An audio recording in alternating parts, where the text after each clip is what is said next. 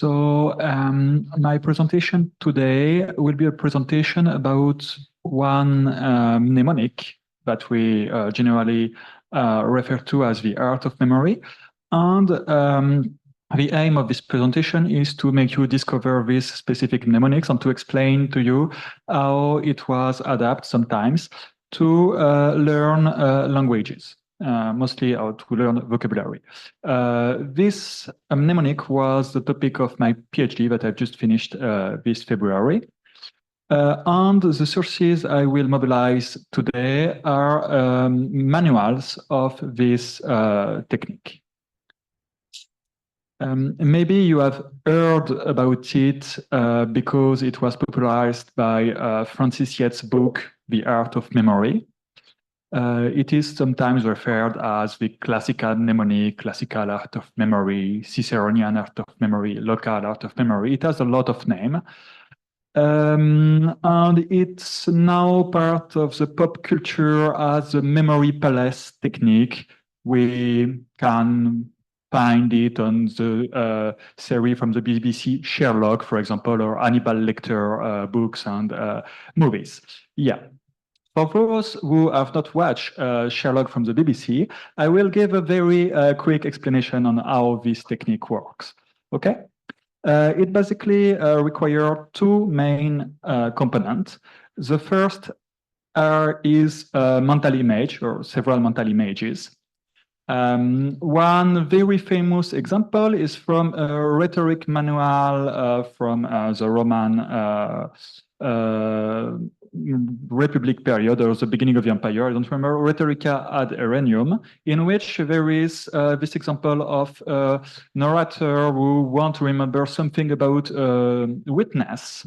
I don't, and he instead of thinking about a witness, he will think about some raw testicles, because in Latin, testiculos and testes looks a little bit similar. So the idea is, instead of thinking about something boring, like a witness, a person, we are going to think about something fun that the brain is going to remember, like testicles. So yeah, that's the first component. You memorize something by visualizing an information which an image which symbolizes the information you want to remember. The second part of this technique consists of using a mental scaffolding as a repository of the information you want to memorize. Generally, this repository is a building. For example, if we use this very specific building where we are right now as a mental palace, we will create a first place at the entrance of the building, like at the door. Then we will put a second mental image here, why not? A third with the staircase, a fourth in the courtyard. We can add one or two more on the tables in which we are eating and drinking tea. And we will finish by putting one on the table where you are and one where I am right now. Okay? So you see, we have a path, like a path in the building, and at different places we are going to put our mental images. That's the basic of the technique. It exists like that in Europe since antiquity. Things similar were invented in China, India, everywhere independently. And that's the basic of the technique. Yeah. Now I will just give you very quickly some context about the ars memoriae, and more specifically about its linguistic context. And then after that, I will give you some specific examples about how it was applied to memorize vocabulary. It's a little bit of context I want to give you is some quantitative data about the publication of the memory manuals from 1580 to the end of the 18th century. That's a time period I studied during my PhD, basically because the 16th century has been already studied by other scholars, and nobody already bothered to study how this technique declined and how people stopped using it. So it was my job. And as you can see, we have like the peak of the production, which is just before the 30 Years' War, as you have also spot with like the military handbook. It's, well, because obviously there were a lot of economical changes. There were some massive human catastrophic during the 30 Years' War. So the whole book market was totally destroyed. As a difference from the military handbooks, the mnemonic handbooks did not survive from this war. And as you can see, the publication then is already low. I mean, the level of publication is very low after the war. The other thing you can spot is that we are only talking about a few dozen manuals published for a decade at most, which means that this method was known, but it was not really famous. It was not mainstream. I want to underline that because, for example, in Francis Yates' book and in other books written about this topic, sometimes people start to talk as if everybody was using this technique in early modern era. That's not the case. That's a propaedeutic which is known, but which was not that widespread. Then I just give you some information about the languages which were used to write the manuals, and especially the fact that Latin was the most common language used before the 30 Years' War. And it's still the main language used after, I mean, during and after. But as you can see, the market became far more segmented during and after the 30 Years' War. Okay. So when the authors of these manuals were writing about using the art of memory to create a mental image of a word, and generally of a Latin word, what they were explaining is, for example, to remember the word lac, which means milk in Latin, you can imagine like a jar of a container with milk inside. Obviously, the image is totally anachronic, but I mean, you have recognized that. So the explanation, the example which I take from this Spanish manual, is really, if you want to memorize this word, just visualize like the thing we are talking about. That means that it's not about learning the Latin word, it's about how to visualize a word the readership is supposed to already know.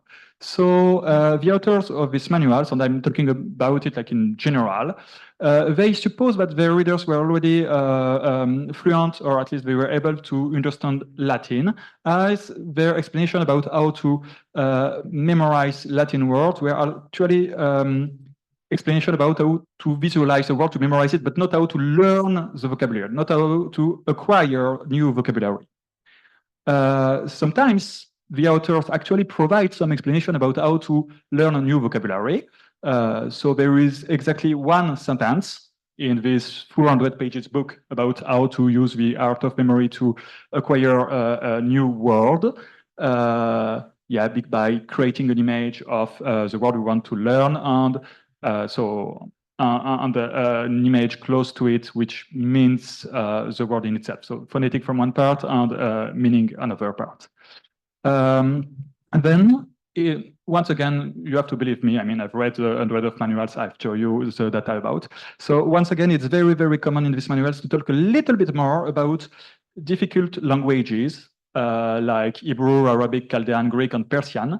But the authors of this manual are putting words from these languages into the more broader category of unknown words. And they are explaining that to memorize these unknown words, which may also be common name, you have to deconstruct them. So, for example, the name Florianus could be deconstructed and memorized by creating an image of a flower which is interacting with a donkey. Fleur, Anne, Florianus. Okay. So that's the big context of the art of memory and languages. Now I'm going to give you 3 examples of the art of memory as a language acquisition tool. If I'm giving you 3 examples, it's because I don't have a very nice case study which could keep us busy for 10 minutes, because learning languages was not like a main interest of any of the author I've been studying. So the first author I would like to talk very quickly about is named Adam Bruxius, and this book is not properly a manual. It's not covering all of the art of memory. It's more about a kind of booklet which advertise the classes that Bruxius was giving. And it's why there are a lot of very outrageous claims, like Bruxius claiming that he's able to repeat 1,000 words in Hebrew, Polish, or whatever languages if someone give them to him. Memorizing a list and then repeating it. Maybe he was able to do it, I don't know. But they were all claiming they were able to memorize thousands and thousands of words very quickly in any languages. That was, the marketing approach. Obviously also writing that he's able is totally ready to teach everybody his technique against some money. That's also the important point of this kind of booklets. But still, in this booklet, he's giving a few pointers about how to use the art of memory and how to memorize languages. And it's the only book I've studied in which someone is actually explaining how to learn Latin words and not only how to remember them by visualizing something. And is explaining that to do so, someone just has to create a mental images which contains the phonetic and the meaning associated to the word. So, for example, to remember the French word bras, which means arm, someone can remember a person named Bartholomeus, like someone they know, named Bartholomeus, with do something with his arm like that. So we have the image of the guy with the arm, so there is the meaning, arm, and there is kind of the phonetic with Bartholomeus, Bart, which looks like bras. Once again, we have this mental images, two components, phonetic, meaning. We put that together, and we have a mental images which is used to here acquire a new word. That's slightly different of just trying to create a mental image to memorize that we have to think about milk, like in the case of the first example. Another author who wrote about actually acquiring vocabulary thanks to this technique is Amadeo di Castrovillare, who wrote a rhetoric manual in which he put a memory manual, like it's the same book physically, materially, but the same book. And this author was a Franciscan who evolved, who lived in the curial milieu. He wrote an entire chapter dedicated to how to learn foreign languages. It was a short chapter, but at least there is a chapter about that. Obviously, he started the chapter by some self-promotion, saying that thanks to his invention, one brother of the Kirichi minority who went to China to Christianize Chinese managed to learn the language quite quickly. Maybe it's true, maybe it's not, we don't know. Maybe you are familiar a little bit with Matteo Ricci. Matteo Ricci actually went to China and actually used this technique to learn Chinese quickly. So we have at least one instance in when one Christian decided to use mnemonic to learn Chinese. That's it. But himself did not go to China, but apparently was more familiar with the missions sent to Christianize the Arabic country. And he gave several examples of Arabic words and explained how to learn them thanks to these memory techniques. Okay? One first example will be set. Okay, I'm going to mispronounce absolutely every Arabic word because I don't speak Arabic. So set, which will mean lady, signora. And to memorize that, Castrovillare advises reader to imagine a lady with an axe. Why an axe? Because the shape of an axe looks a little bit like the number 7. So sete, set, you know. So set. Okay. For sita, shita, once again, I have no idea how it's pronounced in Arabic. he would imagine a city under the rain. Why? Because città means rain. It looks like città in Italian. So you imagine a city under the rain. And for more, which means fall, small horse, you will just imagine a Saracen, an Arab or whoever, a Moro, who ride fall.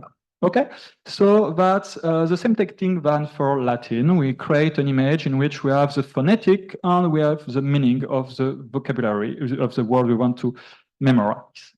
Okay, so far it was easy enough. Now I'm going to be just a little bit more, it's going to be a little bit more complex with another memory manual, this time written by a German guy, Döbel, in 1977. Döbel was also one of these people who was earning money by teaching memory techniques to whoever accept to pay him. And he did that at least in Leipzig, Rostock, or Hamburg. And he was teaching whatever his students asked him to teach them. So he taught them at least how to memorize the content of the Bible, the Justinian Code, and Russian. There was at least one person who was interested by learning Russian. It was during his time at Rostock. Okay, you remember when I told you how we can create a kind of mental scaffolder using this building when we start from the front door and we arrive till here? Well, Döbel used this kind of technique in a more complex way by creating a totally fictitious building, which doesn't exist in real life. I'm not going to comment too much about that because it's a little bit complex and we don't have time. The main point is that the places, like where you put your information, are on some walls. And they are disposed in this M shape. But you don't just put the mental images on the wall on this M shape. You make them interact with some kind of images or sculpture of three-dimensional characters that you create before memorizing anything. So there is really a long time of preparation to create this mental storehouse. The first places is going to be at this part of the wall and the entrance at the right, and it will be kind of images or sculpture of one person named Aaron, which interact with whatever word you want to remember. When you use that to learn Russian, you have this figure named Aaron, which interact with a frog to remember the word rana. I'm also going to mispronounce every Russian word. The author here, Döbel, doesn't explain very much how rana, like the frog, is supposed to symbolize a wound. He just explained that rana means like, an injury in Russian. And the reader is supposed to create the association by himself. Same thing. He gave 40 examples. I'm just taking 3 of them. Same things with Augustus. So once again, on the wall, you have some kind of statue we serve as a place. And it interacts with some moose and snow. So you have the German words Moos, Schnee. And it looks like kind of the word Moschna, which will mean purse. And you have to create some story with like moose, snow, and a purse, and you can memorize this word this way. And sometimes they also give some expression, not words but group of words, with the expression kopne, like so to me, with someone saying come near, to me. So what I wanted to show you here is, first of all, that apparently someone at least tried to learn Russian vocabulary thanks to this technique. And secondly, it's very complex, as you have seen, but stupidly complex to learn vocabulary. And it's probably why it's the only time that we found such a complex technique to learn words. The basic of the technique I told you about, like mental images and the places, that's something which exists, once again, from the Latin antiquity, and that still some people are using to memorize stuff today. Nobody's creating something that complicated just to memorize vocabulary. Most of the time, people just forget about like to actually create a building and just make an association, or they use like a normal building. They don't create all these very complex scaffolding.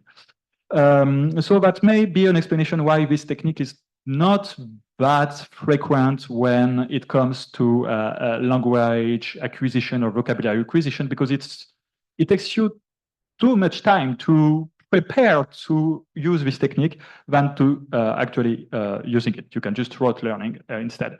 And yeah, as I have just 1 minute, I'm just going to make a very, very, very quick like you just tell you that there is possibility to actually find some other findings, more important findings, but not in the memory manuals, but in other manuals when it's told about how to combine the art of memory with other learning methods. So once again, we have this Spanish manual in which the authors say that actually if you want to learn a language, you can use this manual, Janua Linguarum, and memorize some words every day, some sentences every day. In the preface of the manual, the author, the main author, William Batt, actually indicate that it will be nice to use the Divina Alte Memoriae Localis. So he's quite emphatic about the Divina Alte Memoria. And inside the manual, there is 1,200 sentences with their translation. And the idea is to learn all of the sentences, to acquire new vocabulary, and to get the habit of Latin grammatical and verb structure. So here you have an autonomous method, because someone can buy this book and just memorize all the sentences by doing rote learning. But it's also possible to combine it with the art of memory that I've just explained to you.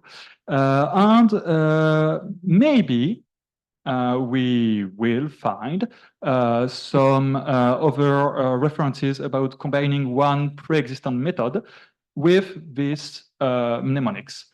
I don't know, because I don't see the future, but it's something that's possible. So if ever you encounter this kind of mnemonics when you read about some language acquisition method, now you know that it exists. Yeah, that was all.